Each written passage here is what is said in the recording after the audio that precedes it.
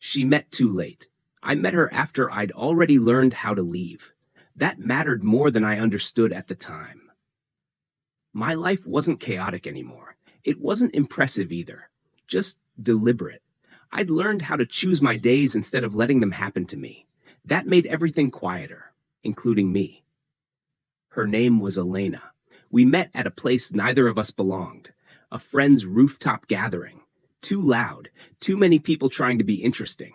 She wasn't. She was leaning against the railing, watching the city like it owed her something. "You look like you're waiting for someone," I said. "I'm waiting for this to be over," she replied. That made me smile. We talked without urgency. No flirtation, no performance, just two people circling honesty carefully. She asked what I did. I told her the truth. She asked why I looked like I'd already been tired once in my life. I laughed. She wasn't wrong. I didn't chase her number. She offered it. That mattered too. We took our time. Coffee first, then walks, then silence that didn't feel like absence. She asked questions most people avoid, not invasive, precise. "What made you this way?" she asked once. I didn't answer. Not because I was hiding, because I didn't know how to compress years into a sentence. She didn't push. That should have felt like relief. It felt like danger. I realized something unsettling. She was meeting the version of me I'd built after the damage, the calmer one, the one who knew when to walk away. And I wondered, what happens when someone arrives after the lesson, but before the scars fully fade? There were no red flags, just timing. And timing can be brutal. She talked about the future like it was flexible. I talked about it like it required caution. Neither of us was wrong. We were just standing on different sides of experience. One night, she said, "You don't talk about your past much." "I don't live there anymore," I said. She nodded. But something shifted. I realized then, I wasn't afraid of losing her. I was afraid of being chosen by someone who didn't know how hard it had been to become this version of me. Because if she wanted more, I didn't know if I had another transformation left in me. And that question stayed with me long after she fell asleep beside me for the first time. She didn't push timelines or ask for promises. She just started existing in my life in ways that couldn't stay casual. She left a toothbrush at my place. Not intentionally. Just forgot it there. I noticed immediately. Not because it bothered me, because it meant something. We moved into a rhythm that felt natural. Morning coffee, late walks, conversations that didn't end when the topic got uncomfortable. She asked questions that weren't emotional traps. They were simple, direct. "What are you afraid of repeating?" she asked one night. I stared at the ceiling longer than necessary. "Disappearing," I said finally. She didn't respond right away. "From someone?" she asked. "Or from yourself?" That one stayed with me. I realized I was careful with her. Not guarded, measured. I chose my words like they could become permanent. She noticed that too. "You think before you say everything," she said once. "Like you're afraid words might commit you to something." I smiled. She wasn't wrong. The truth was, I liked my life the way it was. The calm, the control, the version of me that didn't lose himself inside someone else. And Elena felt like possibility. That scared me.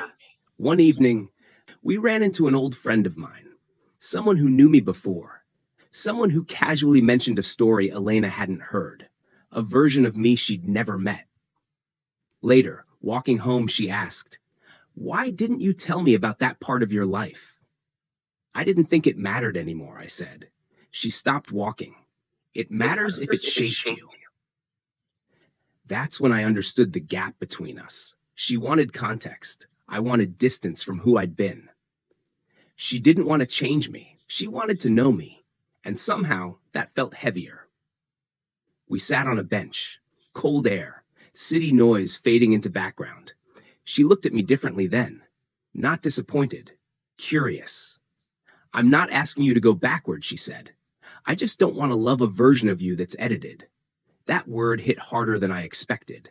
Edited. That night, she stayed quiet. Not withdrawn. Thoughtful. I lay awake beside her, realizing something uncomfortable.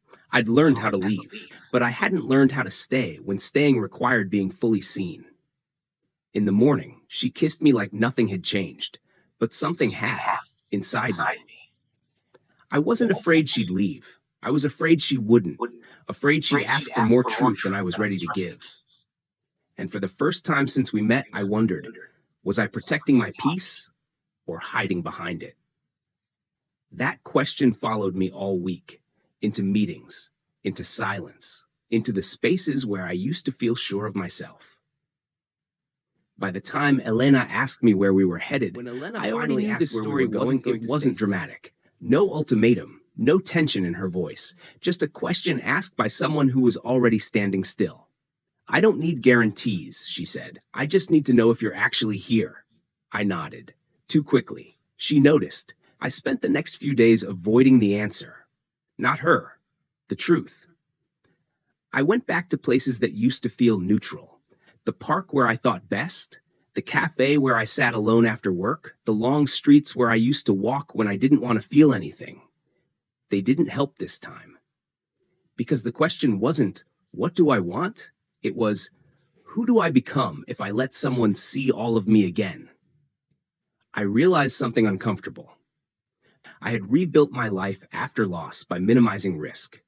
And now, risk was standing in front of me, asking to be known.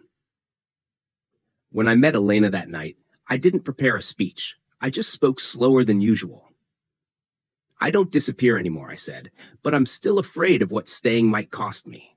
She listened, didn't interrupt. I don't need you to be fearless, she said. I just need you to be honest when you're scared. That felt doable. Terrifying, but doable. I told her about who I used to be. Not everything, but enough. I didn't polish the story. I didn't soften it. I let the edges show. She didn't try to fix anything.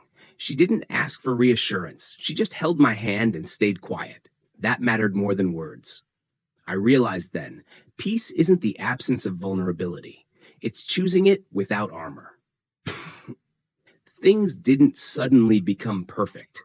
We still moved carefully, but it was a shared caution now, not a wall.